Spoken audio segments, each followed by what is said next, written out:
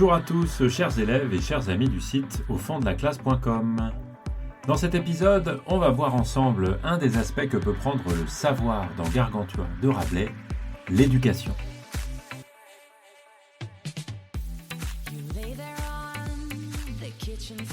D'après le prologue de Gargantua, le lecteur est invité à chercher un plus haut sens derrière le rire, c'est-à-dire essayer de comprendre quel est le savoir que pourrait contenir le livre Gargantua. Et il ne concerne pas seulement la religion et pas seulement la vie politique, il concerne aussi l'éducation. Et l'éducation, on la trouve surtout au chapitre 14 à 24. Au XVIe siècle, c'est-à-dire l'époque de l'humanisme, il y a un très grand intérêt pour l'éducation. C'est vrai chez le hollandais Erasme, chez l'espagnol Vives, chez l'allemand Reuchlin, qui ont tous écrit des traités qui proposent un nouveau type d'éducation. Et Rabelais, dans son premier livre Pantagruel, avait déjà abordé le sujet dans une lettre qui est très célèbre, qui est une lettre précisément écrite par Gargantua à son fils Pantagruel et qui proposait un programme complet d'éducation.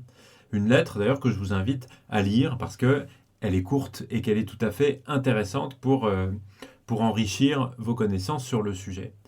Alors dans Gargantua, le message qui est porté par Rabelais passe par des voies qui sont plus complexes que cette lettre de Pantagruel qui disait un petit peu tout ce qu'il fallait faire. Car en fait le thème de l'éducation est disséminé dans l'ensemble des chapitres 14 à 24 et on pourrait même dire au-delà. Dans les chapitres 14 à 24 qui forment vraiment le cycle de l'éducation dans Gargantua, il est évident que s'opposent deux types de pédagogie, l'ancienne et la nouvelle venant remplacer l'ancienne dans l'ordre des expériences de Gargantua. Le père Grangousier et son fils Gargantua sont comparés à Philippe de Macédoine et à son fils Alexandre le Grand, donc des prédécesseurs illustres, évidemment, des grands rois de Grèce, et en particulier le fils qui a conquis tout l'Orient du monde jusqu'au Gange en Inde au IIIe siècle avant Jésus-Christ. Alexandre le Grand, il est connu pour avoir eu le grand philosophe grec Aristote pour maître. Et donc ce que va faire Grangousier, c'est essayer de chercher un Aristote pour son fils Gargantua.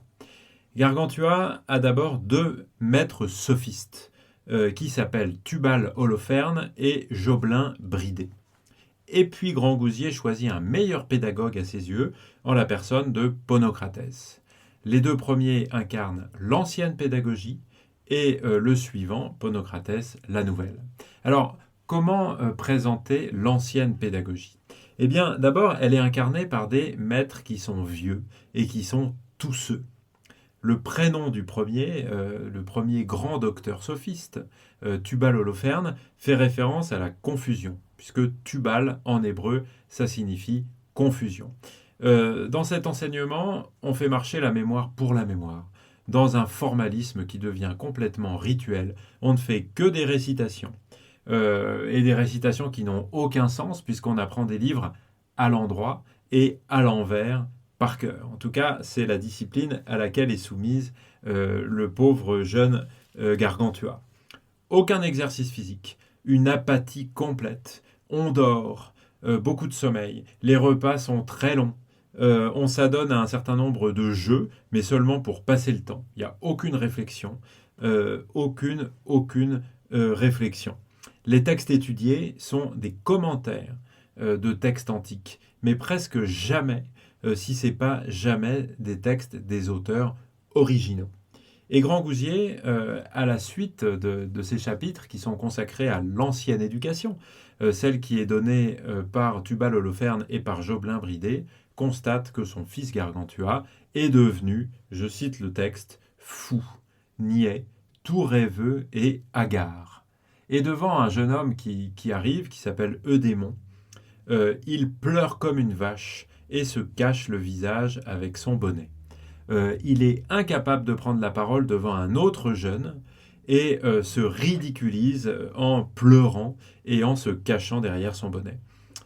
La façon de raconter les deux éducations est aussi importante d'ailleurs et compte beaucoup, puisque l'ancienne éducation est fondée sur la répétition, sur l'accumulation de détails, et précisément au chapitre 22, 217 jeux sont énumérés.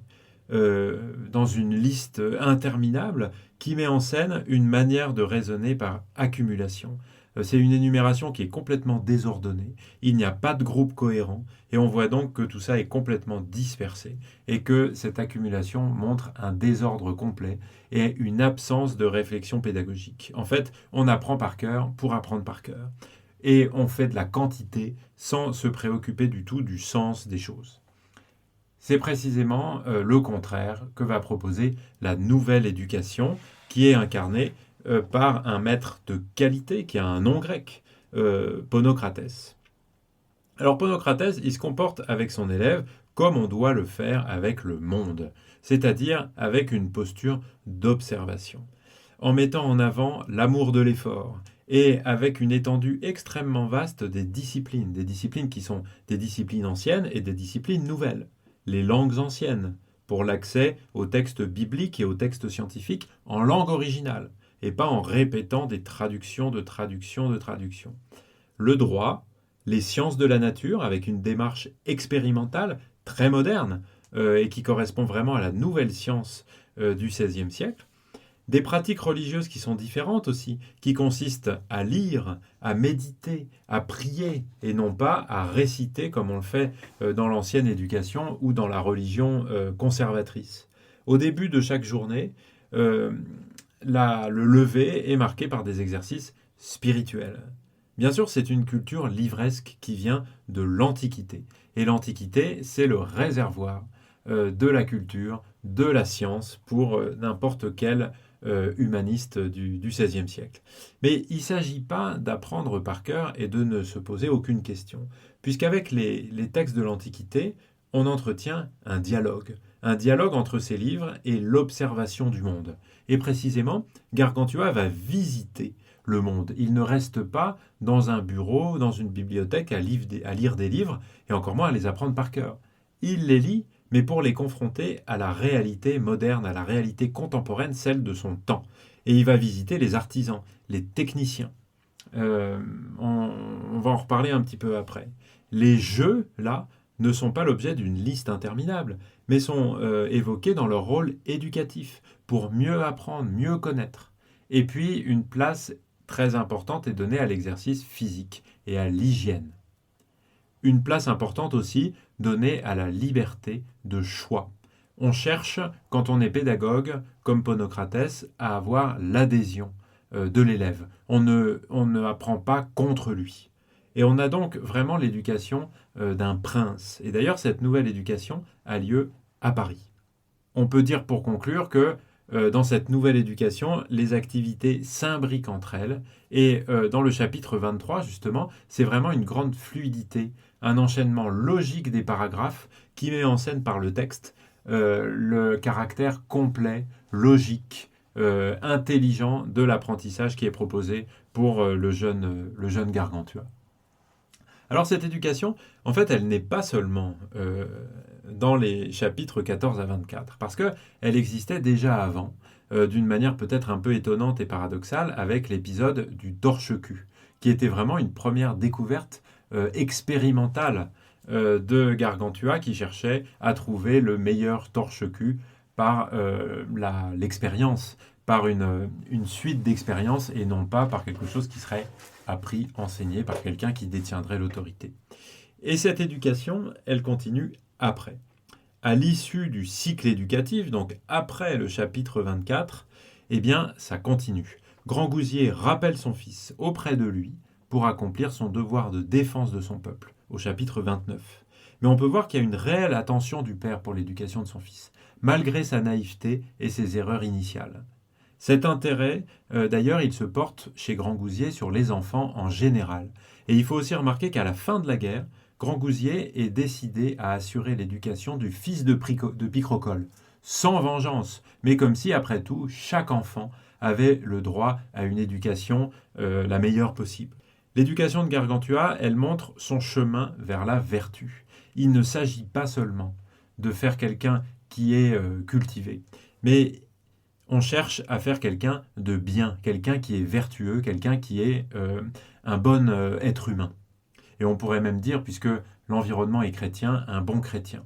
Et d'ailleurs, comme dit le précepte socratique que lance frère Jean, comment pourrais-je gouverner autrui, moi qui ne saurais me gouverner moi-même? Et donc pour devenir une bonne personne, et pour le cas de Gargantua, un bon roi, un roi philosophe, Gargantua a été éduqué par les livres, mais son éducation mêle la culture de l'esprit à celle du corps et s'ouvre à la réalité. Parce que un prince doit s'intéresser à tout pour gouverner ses sujets, et y compris à la vie économique qui était annoncée dans le prologue. Et à la fin du cycle éducatif, eh bien, Ponocrates va emmener Gargantua voir les commerçants, les artisans, et voir un petit peu ce que c'est que l'agriculture. C'est la conclusion d'ailleurs du cycle éducatif qui apparaît à la fin du chapitre 24, qui est une sorte de bilan, mais qui évoque surtout une variation dans l'emploi du temps de Gargantua, hein, puisque une fois par mois, il va sortir de sa routine et aller visiter autour de Paris eh bien, les différents métiers qui existent. Et ça donnait aussi à une forme de vie joyeuse qui a le souci de la vie pratique et d'appliquer les connaissances théoriques, les connaissances des livres à la réalité. Le but de tout ça, c'est bien de faire de Gargantua quelqu'un qui est autonome, quelqu'un qui est capable d'esprit critique et qui est capable d'affronter tous les éléments de la vie, et en particulier parce qu'il est un roi et qu'il est amené à gouverner un peuple. Donc, vous voyez que c'est vraiment, au-delà encore du cycle éducatif, un vrai message, une vraie réflexion, un vrai savoir, pour prendre ce terme, qui est proposé sur l'éducation dans l'histoire de Gargantua par Rabelais. Voilà en tout cas ce que je souhaitais partager avec vous sur cet aspect très important du savoir dans Gargantua qu'est l'éducation. Vous pouvez retrouver un certain nombre de choses sur le site aufonddelaclasse.com. Je vous dis merci beaucoup de m'avoir écouté et à très bientôt. Ciao ciao. You lay there on the kitchen floor. It seems like